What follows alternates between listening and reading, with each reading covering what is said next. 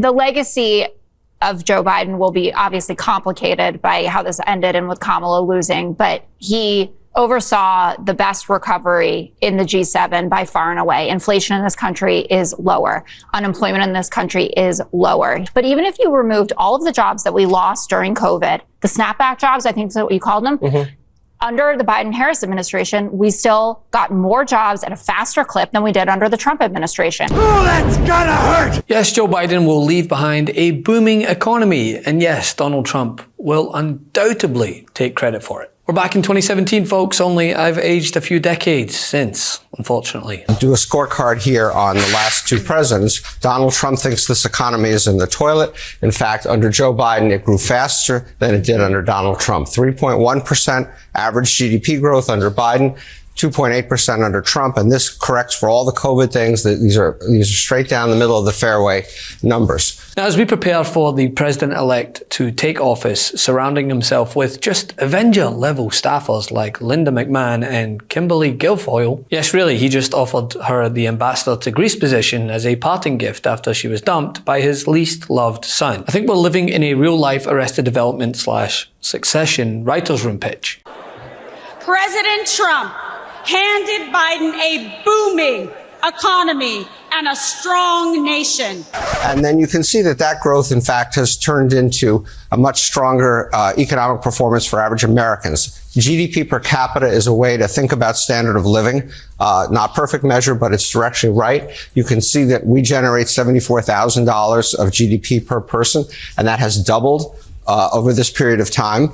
And then you can, and no other country has come close to that, 54,000, 46,000.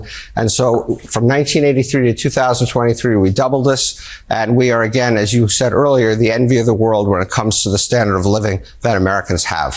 But with great dread comes great opportunity. See Meidas' mighty favorite, Jessica Tarlov, remind her co-hosts of those pesky facts that they turn a blind eye to. As the conversation veered to the subject of the economy, she was on hand to remind them exactly what the Biden-Harris administration have accomplished, despite it being overshadowed by the election. Citing everything from record low unemployment to the stock market. You know, all the things that Trump is about to take credit for come Tuesday, January 21st, 2025. Jessica, it's a hard-hitting question.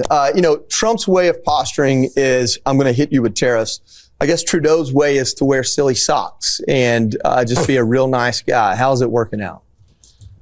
I mean, not that well. He's really unpopular, and I think that Trump is seizing upon that, wants to infantilize him. He gave, was it Macron that he did the weird handshake with in France? I mean, he's fire hydranting all over the world, and I don't think it's a cute look. Also, tariffs are really bad.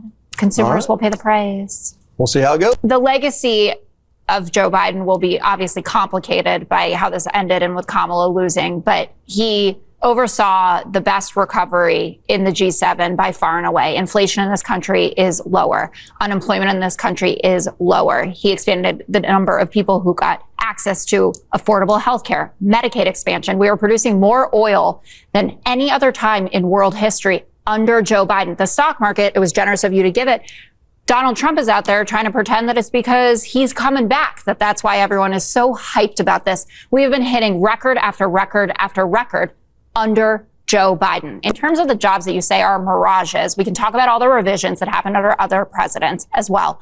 But even if you removed all of the jobs that we lost during COVID, the snapback jobs, I think is what you called them, under the Biden-Harris administration, we still got more jobs at a faster clip than we did under the Trump administration. An economy that countless economic experts have warned could be in jeopardy and go into a recession if Trump is to implement his proposed tariffs. President-elect Trump got elected on a commitment to make life better and more affordable for Americans. And I think people south of the border are beginning to wake up to the reality that tariffs on everything from Canada would make life a lot more expensive. A proposition he's so confident in, right, that when asked in his first sit-down interview since winning the election, said this. I want to delve into one of your signature promises on the campaign trail, which was to end inflation, to lower prices. You are now proposing tariffs against the United States' three biggest trading partners. Economists of all stripes say that ultimately consumers pay the price of tariffs. I don't believe Can you guarantee American families won't pay more?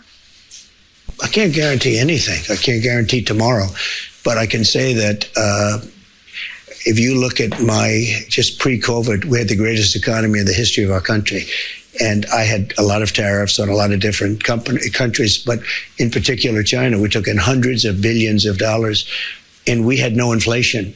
And keeping with things that voters don't want to happen despite voting for said person proposing such measures, during that same interview, Trump said he would pardon January 6 insurrectionists on day one, despite the vast majority of Americans just opposing it. In a word, they think it's a terrible idea. Terrible, terrible, terrible. Pardoning for the January 6 protesters. Oppose it. 64%, about 2/3 of Americans oppose it. Just 30% favor it. And more than that, this Ipsos poll asked, should he prioritize it to be like the first thing he does when he gets into office? Just 1% say it should be Trump's top priority. So in a word, it's a terrible idea. I guess that's 2 words, and then idea is a 3rd word in there for Trump to pardon the January 6 protesters. Even among Republicans, it's only a slight majority. Of course, usually Trump gets, 80, 90% among Republicans. In this case, he's getting less than 60% on the idea of pardoning the January 6 protesters. So no, voters really dislike it. How about this? Americans strongly dislike the idea of these pardons for the January 6. And of course, this 81% includes folks who are opposed to the idea of pardoning those January 6 protesters, yet they still voted for Donald Trump. I think what's going on here, John, is pretty simple, which is folks knew he was going to do it, and they just really didn't care all that much. Yes, they were opposed, but it was low down on these sort of list of important issues for them. There were issues that were more important. The economy, for instance, was more important. The idea, essentially, that Joe Biden's approval rating was only about 40%. Most voters thought the country was going in the wrong direction. So they were willing to look past some of the actions that they thought that Donald Trump would do in office, actions that they didn't like, for the things that they thought that he would do that they would like. And so they were willing to vote for him, even though they didn't like the idea and they thought he was going to do it anyway. That's just an interview number. 81% thought he would do it. 64% opposed it. What that tells you, people just didn't care. People just didn't care. Donald Trump does a lot of things voters don't like, and they just don't care. And I think Trump knew that, and that's why he said it. Or at least not enough to make that decision. But as I've said before on previous videos, prepare yourself. This will become a theme. We've seen him do it in his last term. Propose something, then when it